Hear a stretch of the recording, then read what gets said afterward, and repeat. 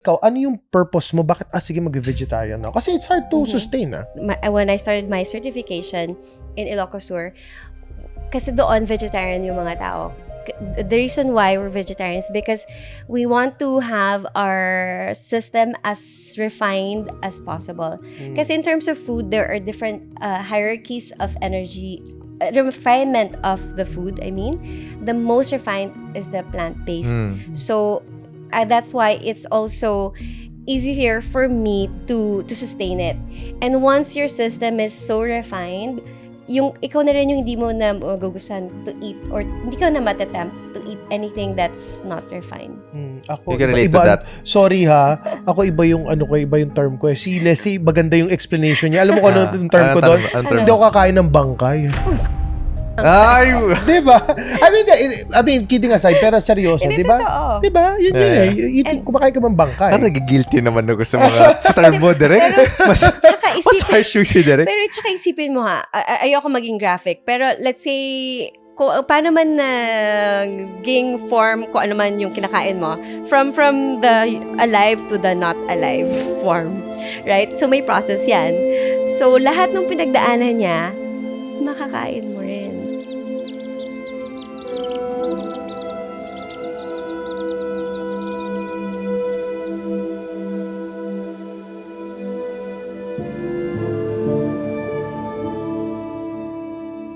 Like, kung ano yung na-feel niya, ano yung nangyari I think sa kanya. Japan, may practice sila, lalo sa fish. There's a certain practice of how they unalive the fish.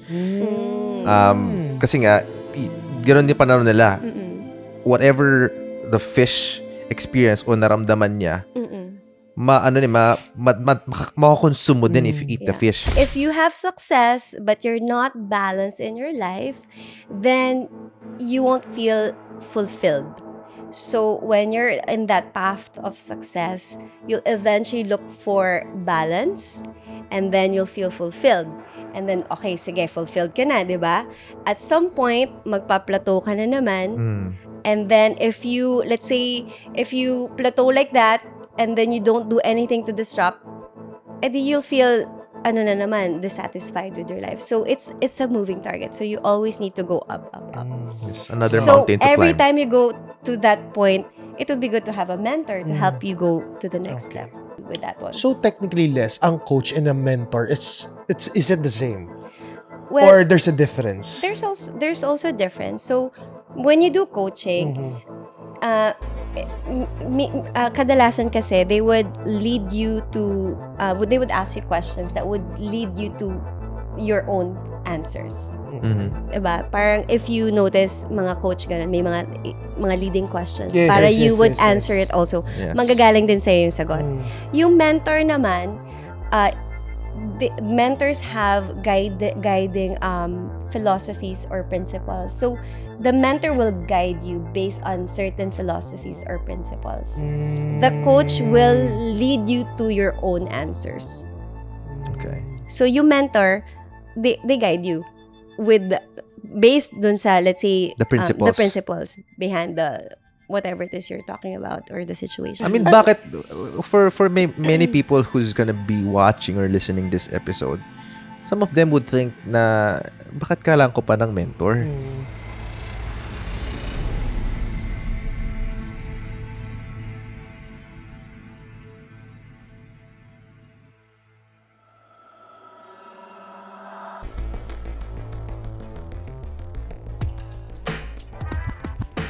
Podcast na naman with Gerald at Brian. Aral lang pulutan sa inuman at kwentuhan. Pinagsamang veterano, parehong talentado. Hey everyone, and welcome to another episode of Life Over Whiskey Podcast, where we share valuable life lessons and stories you can learn from over a glass of whiskey. My name is Brian. And I'm Gerald. Direk J. Yo! Another day, another episode. Ayan na nga, Brian. Welcome back! Sa mga nakikinig sa atin, mga kalobarkada, we are so excited to introduce the next guest for this podcast episode. Ayan, oo. So, without further ado, Direk, introduce ko na. Introduce mo Huwag na? na tayo magpaligoy-ligoy Oo. pa. Yan. So, itong guest lang naman natin, no? She is the Director for Self-Mastery at the Wisdom Institute for Leadership and Global Advancement, WILGA. She also mentors leaders for their self-care, self-development, and self-mastery. Without further ado, let us all welcome Leslie Geronimo. Hello, Leslie. Hello. Thank Cheers. You. Cheers. Thank And you as for you can having see, me here. guys, water lang po si Leslie for Water lang. today's episode. Ayan. Thank you again for saying yes. Pinaunlakan mo ang aming invitation. Well, to be thank you part for of this. inviting me here. So I'm happy to be here with both of you. Alam mo, Bria, ito yung backstory lang ng konti. Alam mo bang galing pa siya ng Cebu today? Kakadating lang niya Iyon na nga. Straight from the airport. Oh my Yeah. gosh. Oo. Pero Bri, excited ako. Ano ba topic natin for tonight? Topic natin tonight, medyo, I think marami makarelate dito eh. Mm. Kasi maraming iniisip nila na they can go about their own life nang they don't need to ask help. Okay. So the topic for tonight is, do you really need a mentor? Or you can do it on your own. Or yes, can you do it on your own? Ang ganda, ah. Maganda Yeah. tong topic natin for tonight. So, Galing. do you really need a mentor in life? Ayan. So, bago natin pag-usapan ng topic, Leslie, dito kasi sa podcast na to, syempre, we also get to know the person who we are interviewing. Mhm. So, if you may, can you share maybe a summarized version of how you grew up? Saan ka ba galing? What was it like during your childhood days?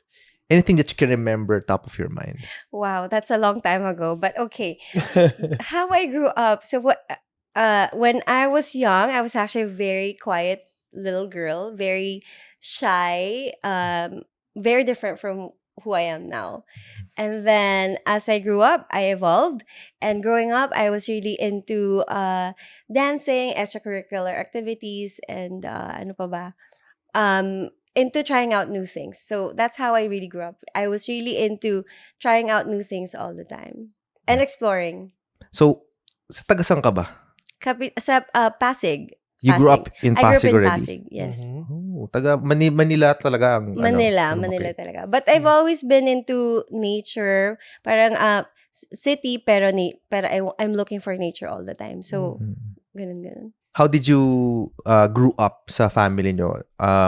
Were you someone who grew up na may kaya ba kayo or nahirapan din ba kayo sa buhay? Well, actually there's 6 of us na magkakapatid. Well, dami nyo So it's not easy Are you to the have. youngest or eldest? I'm the fifth. So imagine meron akong kuya. Tapos before me, may 3 akong ate.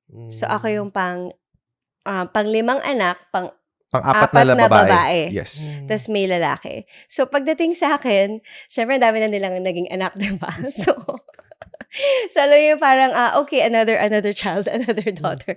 But it was, it was good, it was fun. And my parents, of course, they worked really hard to put us into really good schools. Hindi naman kami yung mayaman na pamilya. But of course, my parents worked really hard to put us into, really good schools. Yeah, and 6 sila direct. Yes, 6 kami. Mahirap din yun. Diba? Ako, I can relate kasi 5 kami magkakapatid. Okay. Yeah, so, I mean, pag nag-breach ka na ng 3, 4, 5, medyo mahirap na. Lalo Ibang na. level ang 6. Oo. The more child that you have, the more responsibility technically, di ba? Actually, kung hindi pa naging lalaki yung brother ko, may isa pa akong kapatid. Kasi nag-aantay na lang ng pangsarado. So, lalaki panganay, lalaki bunso. So, kung lalaki ako na yung last. Kung babae pa yung sumunod sa akin, may isa pa akong kapatid, supposedly. Parang iba yung family planning nito. Parang kailangan, ito talaga dapat babae yung Interesting, dulo. diba? Oh, interesting. So, Leslie, before ka si Leslie na ngayon, as we know, ano mo pinagdaanan mo sa buhay? Wow, ang dami rin. Pinagdaanan ko sa buhay. Well, of course, growing up, kasi my parents are very strict when I was growing up. So I was really focused on extracurricular activities in school. kasi hindi ako pwede lumabas, hindi ako gumigimik and all that. So, para I can go out, I'll be active na lang in extracurricular activities in school. And then, after nun, nung tapos na ako mag-college, dun ako medyo na-expose sa going out a lot.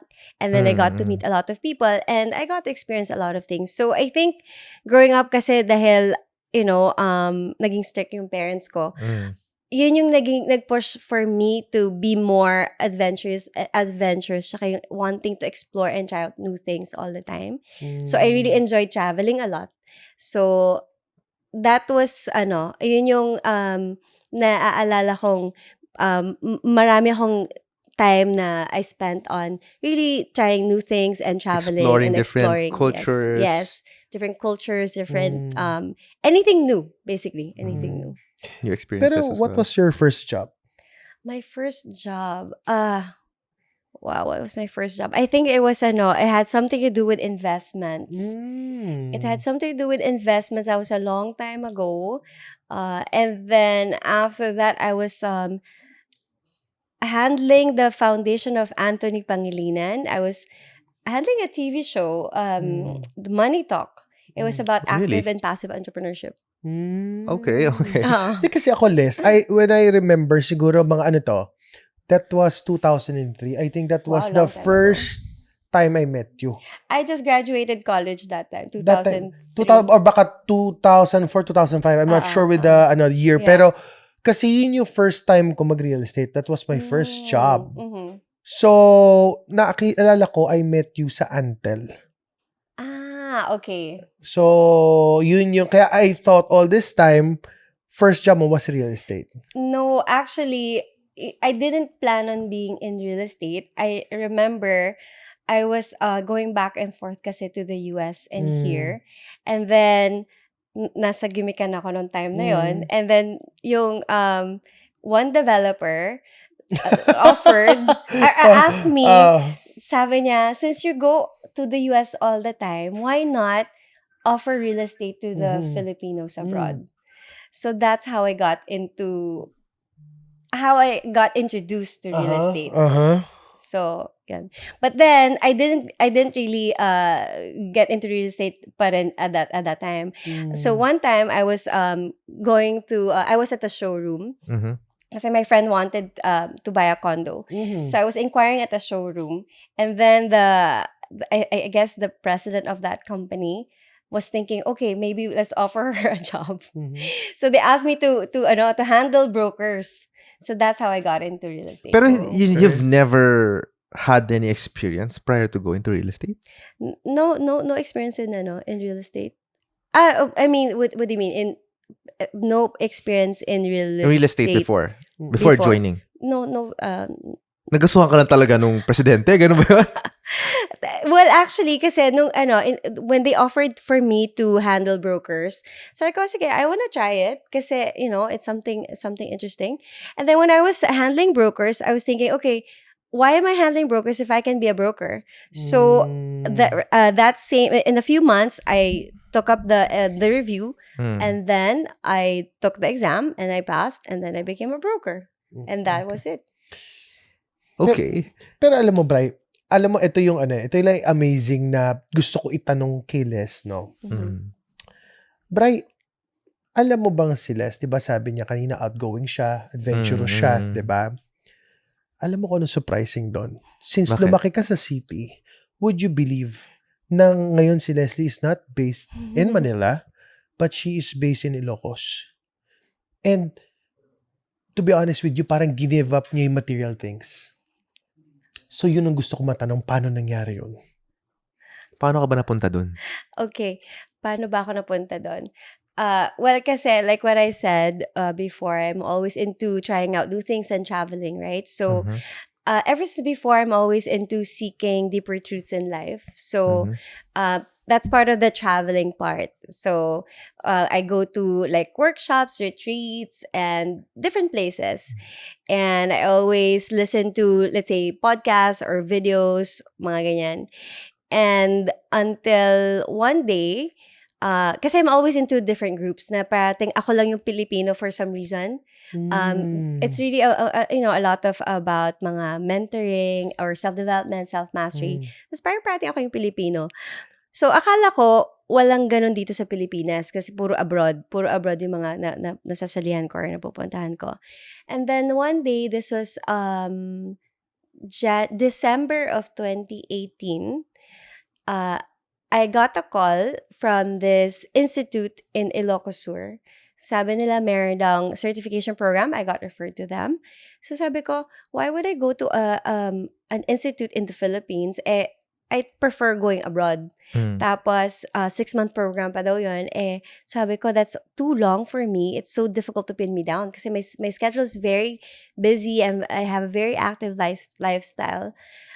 So, hindi ko masyadong pinansin. But I wanted to put up a holistic center. So, sabi ko, siguro ito na yung opportunity for me to have a like a real credential, like, what do you call this? Like proper credentials for putting up a holistic center. Portfolio. So, nasa Boracay ako noon eh. And then, anyway, as soon as I landed back in Manila, this was January now of 2019, they called me again. Sabi nila, the program starts in 1 week. So, parang malabo talaga. Logic, if I use my logic, hindi ako magpupunta. Kasi, paano mangyari yun? 1 week, nandun ako in 1 week. I have so many things on my plate. Going on, yeah. Oh, I have so many things going on in my life. But next thing I know, I was there. The night before the start of the program, I was there. And the rest was history. Well, maybe it was meant to be. It was meant to be. Pero wala ka bang na-experience na something for you to give up everything in Manila para, di ba, parang ikaw, kunyari, bribe. Ako, like, Manila boy ako eh. Pero all of a sudden, mag-give up ko yung life ko dito. Tapos mag-move ako, let's just say, in Siargao. Para to become, let's say, a yoga instructor. Or if not, a surfer. So why would you, parang meron bang certain experience ka, let's say, good or bad, na nangyari sa'yo for you, parang naging calling mo yan? Actually, ever since before, like what I mentioned, I really like being in nature. If I look back in my mga, let's say, mga posts ko sa Facebook or sa social media, parati akong nasa trekking, hiking, or I'm hugging a tree. Hindi ko napansin yun nung time na yun. But now, looking back, parang I'm always drawn towards nature. But at that time, of course, I never thought of living in nature, right? Kasi I live in the city. But I would always need to go somewhere in nature once in a while. I can relate. Yeah. Diba? So, but I never really thought I will actually move.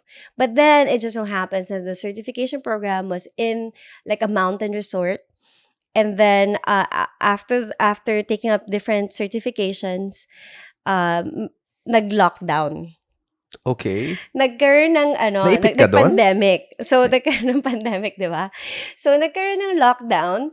That was a 3-month lockdown. So, sabi ko, wow, lockdown. Parang, we have the quality of life there kasi hindi kami naka-lockdown, di ba? Dito sa Manila, naka-lockdown.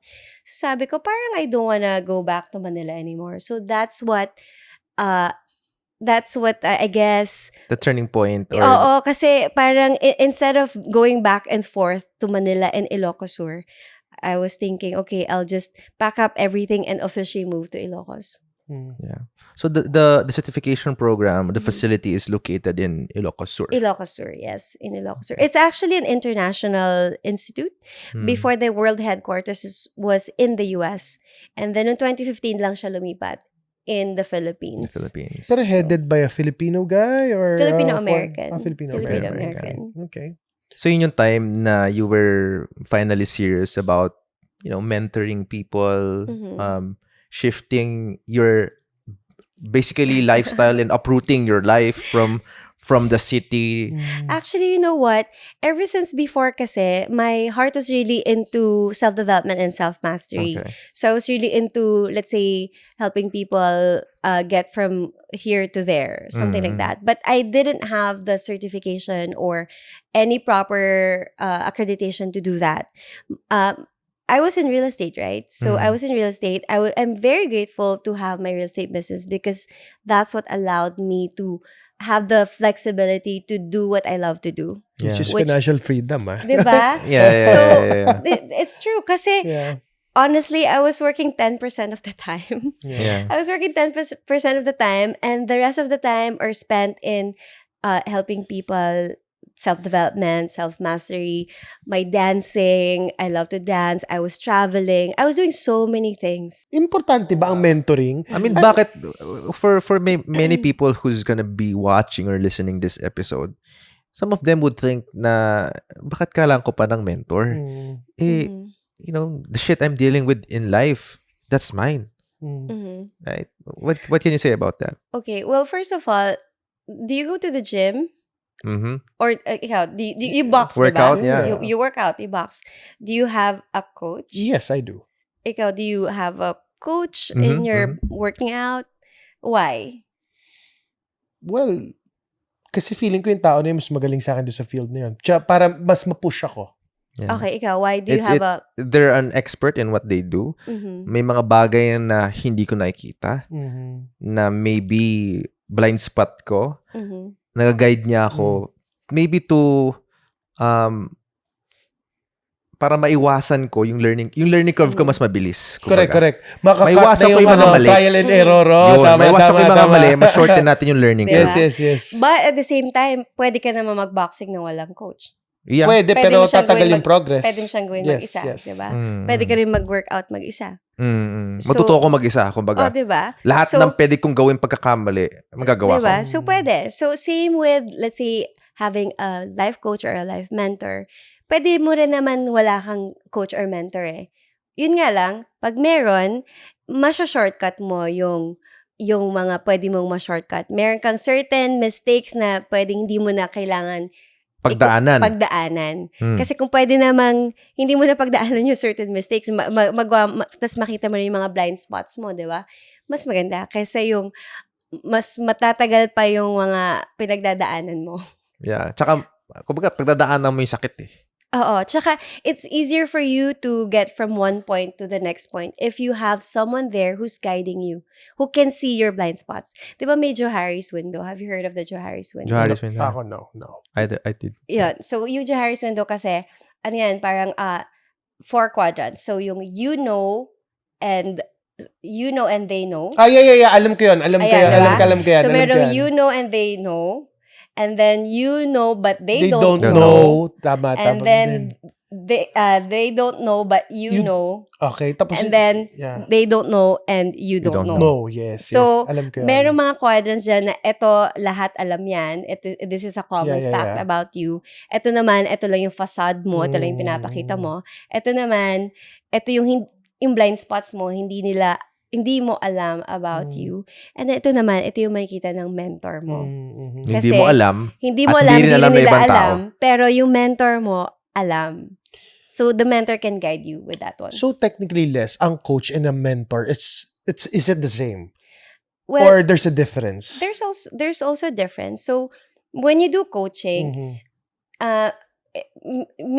kadalasan kasi, they would lead you to, they would ask you questions that would lead you to your own answers. Mhm. Diba? Parang if you notice, mga coach ganun, may mga leading questions. Yes, para yes, you yes, would yes, answer yes. it also. Yes. Manggagaling din sa'yo yung sagot. Mm. Yung mentor naman, the mentors have guiding philosophies or principles. So, the mentor will guide you based on certain philosophies or principles. The coach will lead you to your own answers.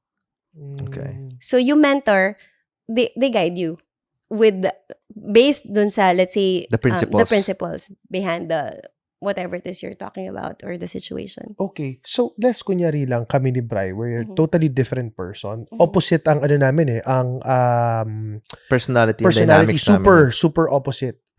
Night and day. So, ang tanong ko, let's say, ikaw ang naging mentor namin. Mhm. So, ano ang magiging difference sa life namin dalawa kapag kinuha ka namin as a mentor? Kasi technically, magkaiba nga kaming tao eh. Mhm. Yung result ba namin will be the same? Or is it different? I mean, can you elaborate it? Sure. Well, first of all, there are 8 types of people, or Mhm. 8 types of leaders, or 8 types of friends, 8 types of Mhm. parents. So, of course, when I'm dealing with clients or mentees, I would approach them based on what type of person they are. So, like what you Mm. said, day and night kayo. So, I would profile you already and then adjust my mentoring based on The the character. type of person you Okay. are. Mhm. And then, of course, syempre, magkaiba rin kayo ng, let's say, goals Yes, or yes, yes. kung ano man yung gusto nyo mangyari in your life. Mhm. So, I would adjust also my approach based on what you're going through or Mhm. what outcome you want to achieve. But definitely, the main thing there is to, of course, have improvement, right? To Mm. get you from where you are now to where you want to be. So, okay, let's just say nag-improve kami pareho Okay. on a different level. Mhm. Parang, kunyari, iba yung gusto niya, iba yung gusto ko. Ang tanong ko, is it sustainable?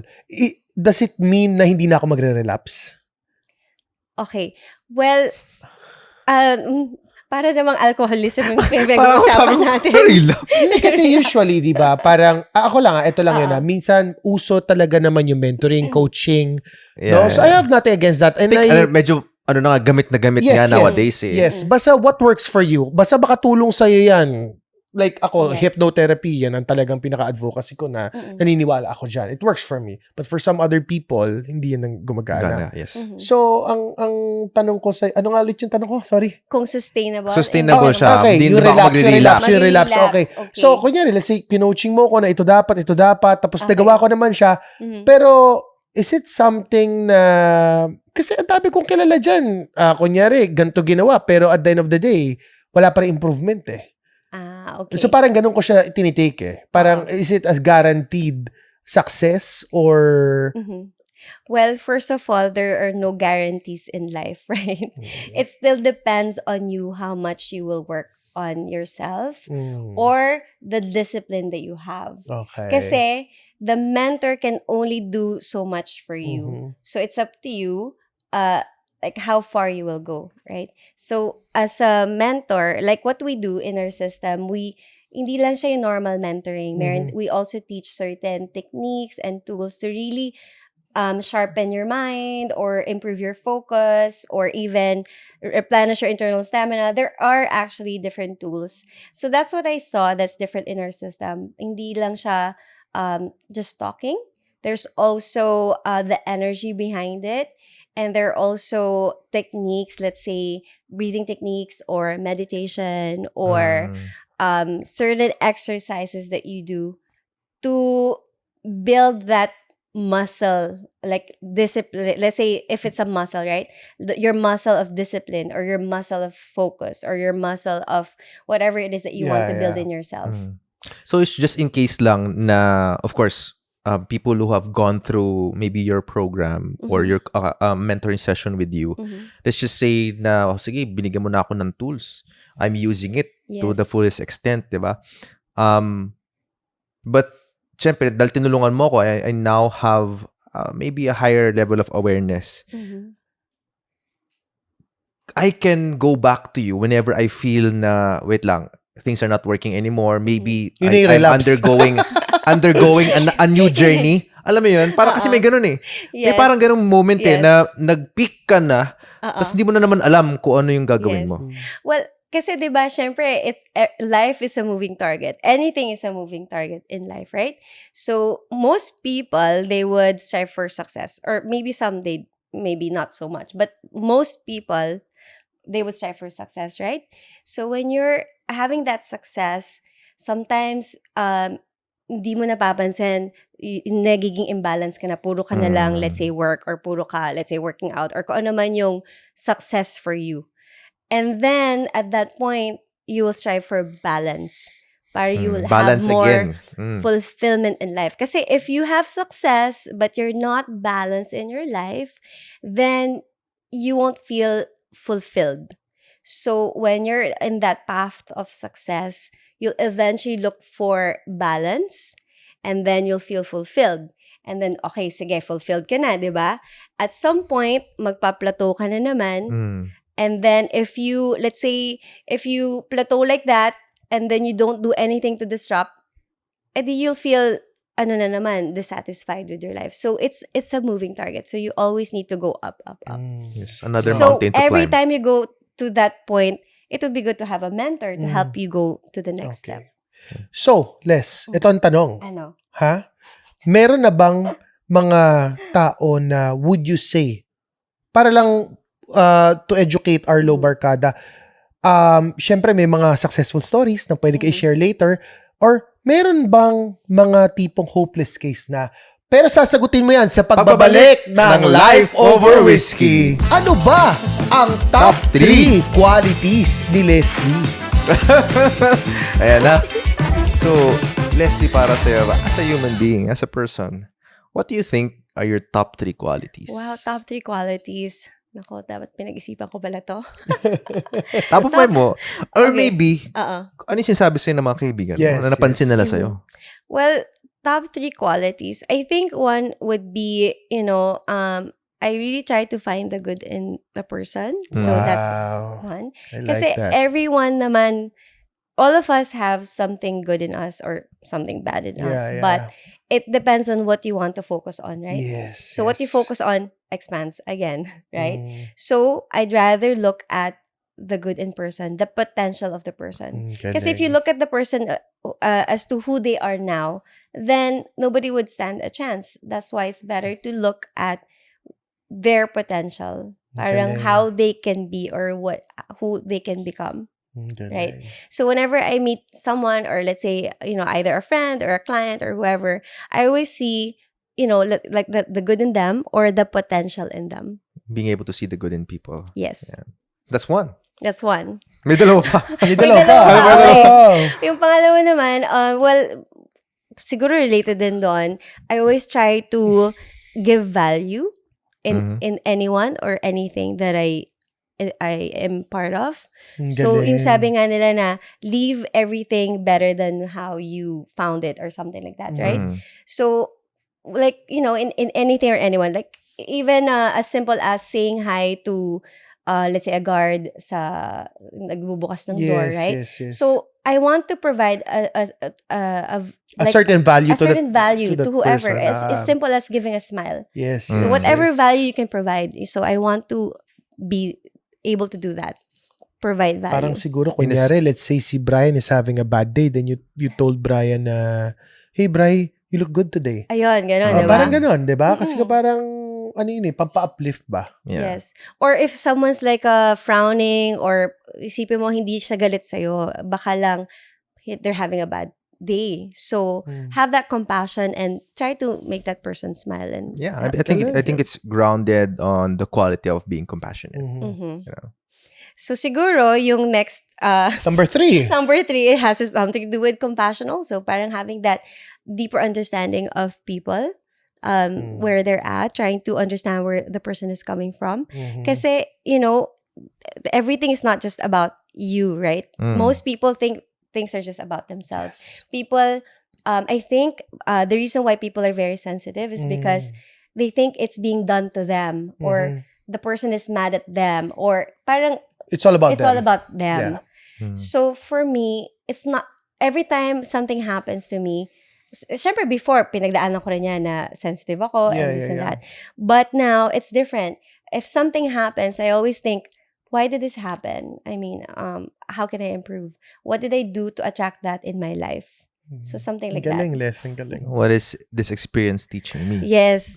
In anything in life. Ganyan. Alam mo, Bright, ako lang na-amaze lang ako. Kasi alam mo, I've known Les for the longest time, pero hindi kami nag-usap ng ganito. So parang parang something new to me. Yun lang naman. But it's true, anything in life, if you think about it, you attract in your life, right? So that's why it's always good to just do what is good and do what is right. Because at some point in your life later on, whatever it is you did in the past, it'll find its way back to you. Diba Full sabi nga circle. nila, you reap what you sow. Tama? Yeah. You reap what you sow, Yeah, right? yeah. So again, what you put out, it'll come back. Yeah. So it's Good or bad? Good or bad. That's why just keep on planting good seeds. And sabi nila, diba, you are what you eat. But it's not true. You are what you ate. What, 5 you ate? years ago, Oh, 10 years ago. Okay. So not just eating, Shit. anything actually. So you Yeah. are what you did. Nagigilty na naman ako bilang Oh. card. So, diba? Hindi lang sa eating, anything. You are what you ate, you are what you did. Yeah. Okay. Not just today, but yesterday, 5 years ago, 10 years Yeah. ago. So, kung ano man yon, kung meron ka mga ginawang hindi maganda, or meron ka mga kinain hindi maganda for you, just start now to do Turn what it is around. to turn it around, to do what's right for Alam you. mo, Bri, ito gagawin natin. Magko-content tayo sa Ilocos. Pupunta tayo dun sa sa retreat. Actually, I've been to Ilocos before. Okay. Paway, San Juan, parang, I think Norte yun tama ba? Bawai is very nice, yes. Yes, I've been there yes. So, lang ako, bakasyon ako saglit doon. And now, nandito na tayo sa pinaka-inaantay natin na segment. Karaoke King ka ba? Alright. Leslie, ready ka na ba? before. Hindi. Kakanta ka na! So, anong kanta ang napili mo? Okay, fine. Since talagang mandatory, I was informed. Ngayon lang ako na-inform na mandatory. Okay, bakit ngayon ka lang? Ano to, duet, diba? So, dapat may lalaki, tapos ako yung babae. Naka tayo lalaki. Pwede mo tayo Yeah, dalawa. kami maglalaki. Okay, So, so, ako yung parang second voice. ang daya ni Ang Leslie, daya no? ni Leslie. Hindi kami Sorry, papayag. host kami dito. Hindi kami papayag. Hindi kami Kasi papayag. ganun talaga yung bakit ngayon ka lang, diba? Yung bakit Sige. ngayon ka Okay. lang. 3, 2, 1.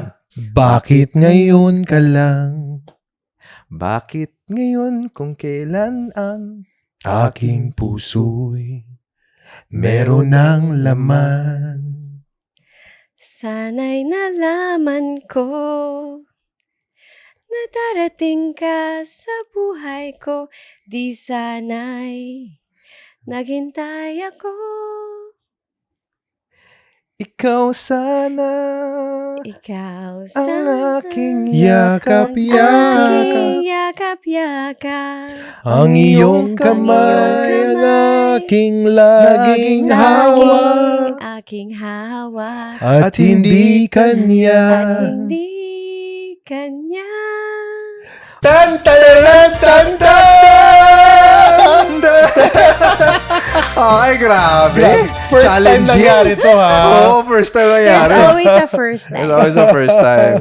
Well, thank you for Thank being you. game still. Yeah. Kahit pa also. Kailangan lang talaga ng lyrics. Yeah. Ililink ko yun Kasi minsan, kailangan natin ng someone who can guide us and give us perspective. Mentorship. Oo, mentorship. Tama. Pati O, diba? sa Kung hindi singing. kita binigyan ng Oo. Correct. So ngayon, ikaw na mentor. Yan yung blind spot ko, yung Ay, lyrics. Lyrics, ayan. And we're back. So anyway, Les, sagutin mo na yung tatanong ko sa'yo. Anong tanong? Meron na bang mga hopeless case na estudyante? Hopeless case. Wow, napaka-harsh naman. Well, hindi naman sa hopeless case, pero kasi, di ba sabi nga nila, you can only be helped if you want to be helped, di ba? Mhm. So, meron kasing mga iba, they think already na wala na silang pag-asa. So, if yun na yung mindset mo, then wala ka na talagang, you won't There's no room you for won't improvement progress anymore. much, right? Kasi energy follows thought. If Mm. what you focus on expands. So if you think wala ka na pag-asa, di wala. So you need to change that. And then actually kanina when you first asked that, ang unang naalala ko is my client who had depression. Mhm. So sabi sa kanya ng doctor, wala na siyang pag-asa na gumaling, sabi sa kanya. So you have to take this medicine for the rest of your life. Yun yung sabi sa kanya. Good thing, yung neighbor niya, taga-India to. Good thing yung neighbor niya, client ko, mini-mentor ko. Meron siyang malaking business sa India. So, they consulted me about the depression. Long story short, after a series of sessions, she felt better. She didn't have to suffer taking that medicine for the rest of her life. Wow. She got better. Galing. And she doesn't even feel the need to take the medicine anymore. Mhm. So, yun yung actually unang gusto kong isagot sa una mong tinanong yun. So, siya yung naalala ko. Ang galing, ha? So it Galing. was positive pa rin. Positive, pero initially, people thought that it was a hopeless case. Yes, kasi normally, okay, I don't want to say too much about the, how these medical conditions are handled. But kasi normally, sasabihin, wala na, eto ka na lang. Mm. Ito na lang ang pag-asa mo. Yeah. So, 'di ba? Usually ganon. But for us, we don't think that it's only dependent on the medication. There are ways to address it. Kasi Yeah. we also specialize on self-care. So it's not just the physical health, that there's also different levels of your health. Mm. At saka, a lot of, hindi naman sa dinidemonize natin ang medical practice or nagre-rely tayo sa medicines. Kailangan yan eh. Minsan depende din at the same time kasi some of the medicine that we take, ninanam tayo eh. And we're not able to process some things, lalo na pagdating sa mental health natin. And sometimes kasi, syempre, the medicine, it's the cure for the symptoms, not really the root cause. Right? And then, yung mental health, it's not complete. When you say mental health, it's not just mental health. A lot of the mental issues are because of the emotions. So that's actually emotional health also. So, parati ang focus yung mental health awareness or mental health this, mental health that. But it's actually a lot to do with the emotions. So there's that emotional health that you need to also address. Kasi para hindi ka magkaroon ng mental issues din. Yeah. Di kasi sabi ko, minsan kasi nare-repress, some medicines are repressing emotions eh. Di ba?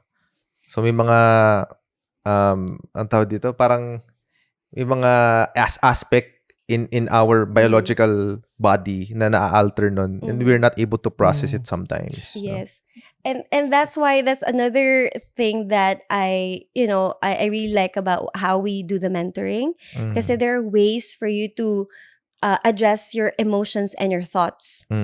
And if you have any pent-up emotions or let's say any pent-up thoughts, there's also a way to address that and release and all that. And Uy guys, hindi naman ang sinasabi na huwag niyo take yung medicine nyo ha. No, Baka, hindi kasi yun, alam hindi mo yun. naman direct, alam mo naman, di ba? Baka yun yung interpretation Hindi, nila. hindi the interpretation. Oo. Pero ako, I would always go for natural.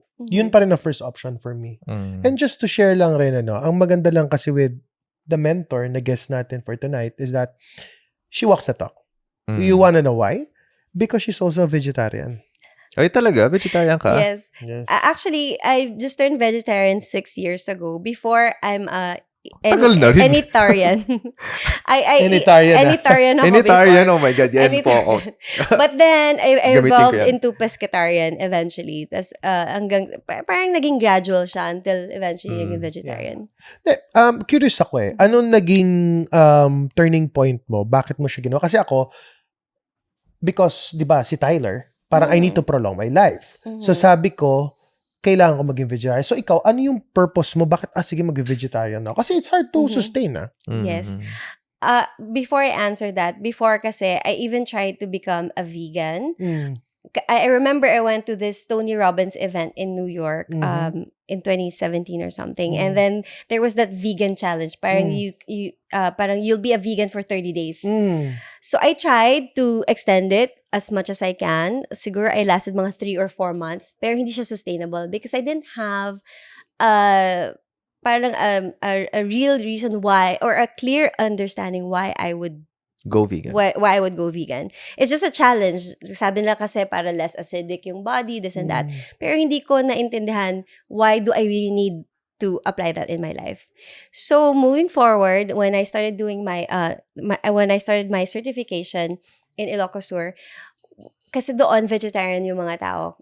The reason why we're vegetarians because we want to have our system as refined as possible. Kasi in terms of food, there are different hierarchies of energy, refinement of the food, I mean. The most refined is the plant-based. So, syempre, pinaka-gross energy is yung beef, pork, and then chicken, then seafood, and then pinaka-refined yung plant-based. So that's why I became vegetarian. Or that's why it's also easier for me to sustain it. And once your system is so refined, yung ikaw na rin yung hindi mo na magugustuhan to eat or hindi ka na matatempt to eat anything that's not refined. Ako, You can relate to that. Sorry ha, ako iba yung iba yung term ko. Si Leslie, maganda yung explanation niya. Alam mo kung ano yung term ko doon? Ang term Hindi ako kakain ng bangkay. Ay! Diba? I mean, kidding aside, pero seryoso, Hindi, diba? totoo. Diba? Yun Yeah. kumakain ka ng bangkay. Parang nagigilty naman ako sa mga sa term mo, direct. Mas harsh yung si direct. Pero tsaka isipin mo ha, ayoko maging graphic, pero let's say, kung paano man naging form, kung ano man yung kinakain mo, from the alive to the not alive form, right? So may process yan. So lahat ng pinagdaanan niya, makakain mo rin. Like, kung ano yung na-feel niya, ano yung nangyari I think sa sa kanya. Japan, may practice sila, lalo sa fish. There's a certain practice of how they unalive the fish. Kasi nga, gano'n yung panahon nila. Whatever the fish experience o naramdaman niya, makakonsume mo din if you eat the Yeah. fish. So there's a certain practice that they do. Parang hinihimas muna or something. Hindi ko. Basta may siguro may Nire-relax gano'n. May ritual yan. Now you Nire-relax know. muna sila. May gano'n para But yeah. kasi it releases certain chemicals eh. Yes. Kapag ba stress tayo, di ba? Nag-excrete tayo ng chemicals within our body.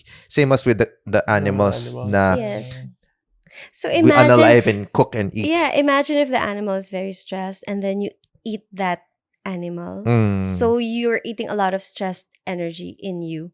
Kaya marami ring stress na energy. tao. Itong mga plant ba, hindi na stress? Less stress yes, sila. yes, okay, okay. Less stress Okay, ng okay. mga plants. Di ba, may parang video ba yun? There's sa study na parang may dalawang plant. Yung isang plant, binulungan ng mga words na unsupportive Yes, or tas namatay. disempowering. Okay. Tas nag-wither siya. Tas meron namang plant yes. na binulungan ng encouraging words, empowering words. Yun, nag-bloom talaga siya. Actually, meron din experiment yung isang scientist sa ice naman. Parang sinulatan niya ng hate yata, tas naging pangit yung nung ice. So, yung isa love, tas ang gandang mukhang snowflake yung ice. So, even with just that, you can see how powerful words are. So, again, which goes back to energy. So, energy follows thought. If you, let's say, even say a word that's good or bad, there's an effect in the person or in the object, right? The ice is an object, right? So, there's an effect. So, even if you just think it also, kahit di mo sabihin or kahit sinulat mo lang, ganyan, may effect siya. So, if you think about it, it's very interesting. So, ibig sabihin, Les, kunyari yung kotse ko, dinadrive ko, ayoko na siya. Ayoko na to. Parang sumasakit na ulo ko dito, lalo siyang masisira. Oo, ma-hurt yung kotse mo. Pwede kotse mo. Or Okay. sometimes yung bahay, di ba? Sinasabihan mo din. Pangit ng bahay ko. Hindi, pasalamatan mo kasi, Oo. oy, salamat kasi natitira mo ako dito na maayos. Yes, Hindi yes, butas-butas yes, ang yes. bubong ko, mga Diba? ganon. Kasi what you put out, you also attract. Diba? Sabi na nga nila, diba? What you put out, you also attract. So if you put out a lot of Interesting these concept. positive things, positive thoughts, positive words, you also bring back to you positive. Meron kami So- lagi sinasabi ni Brian the Ano yun? energy that you give, Is the energy you receive. Oh, there you go, diba? So, mean to say, wala naman palang hindi naman pala masama kung kumakain ako ng karne. Bulungan ko na lang. Oy, you Bulungan are mo na lang siya. you are amazing. Appreciated. Bago mo kainin, sabihin mo, Kaso luto na eh. hindi, ano mo, pep talk Imagine mo. ko, ano ba, I-pep pep talk talk mo. ko. Pep talk mo bago mo kainin, di ba? Pwede. Sabihin mo, it's okay, you're loved. I think direct, no? Ang dami nating natutunan Learnings, throughout the conversation yes, natin. yes. Para sa'yo ba, what was your takeaway throughout the conversation natin? Well, ako na-realize ko, sometimes as a human being, we tend to think na we know everything. Lahat tayo guilty dyan. But, ako na-realize ko lang, wala namang masama kung magsisika ng help. Kasi at the end of the day, iisa na pa rin naman yung purpose mo to be better every day. Exactly. That's my takeaway. Beautiful. How about you? Ako, take ko dito sa conversation natin that, maybe some of you who's listening to this, iniisip natin na kaya natin. Alam mo, people are strong eh. And Yeah. we believe we are strong. But sometimes, even the strongest people have their own weaknesses. And strong people have their own blind spots as well. Kaya naman natin. pero maybe mas mapapabilis yung learning, mapapabilis yung pagpunta natin to where we wanna go if there's someone actively helping and supporting us get to where we wanna go. Tsaka just to add lang with what Brian said, ang ganda ng sinabi mo, brother. Totoo yan. Bakit mo pa kailangan i-take yung hard route? 'Di ba? Kung pwede na natin i-shortcut, yung mga pagkakamali ko, pwedeng hindi mo na pagdaanan. Ganda nun, bro. Galing. Bakit ngayon? Hello. So, ito na. Siyempre, save the best for last. Save the best for Siyempre. last. Oo. So, how about you, Les? Anong takeaway mo? natutunan ko? Yeah, oo. Natuto akong kumanta. No, well, one of the things while you were saying what you were saying, naalala ko kasi yung sabi nila na the moment you think you know, that's when you don't know. That's when you Yes. stop learning. So, yun yung magandang maalala natin parate. We need to always be learning, hungry to learn. We need to also learn to unlearn so that we can relearn. Parang yan Ganda. ba yung if you're the smartest person in the room, then you're in the wrong room? Yes. Parang ganun, ano? Parang Diba? ganun. Or, well, iba yon pero maganda rin yon. Yeah. Magandang, you should always be challenging yourself to be better. Parang, it's good na you're the one lifting people up. But it's also good to have a group that can lift you up. Ang ganda. Ganda. Ang galing naman. So bago tayo magtapos, Yes, Leslie, yes. saan ka ba nila makikita and maybe if they're interested on undergoing any of your programs, Yes, saan ka ba yes. nila ma-reach? Well, in terms of, let's say, social media, I have Instagram. It's at Leslie, Lesley, B, Geronimo. Or I have Facebook also, same, Leslie B. Geronimo. And I have LinkedIn. Leslie B. Geronimo then. Very easy to remember. And with that, Thank you so much everyone for listening and tuning in on this episode. Sana marami kayong napulot na makabuluhang aral throughout your day and wherever you are listening to this episode. We will see you on the next one. Cheers. cheers. Cheers. Cheers kahit water. Saan tayo sober man o tipsy? Aral makukuha mo sa life over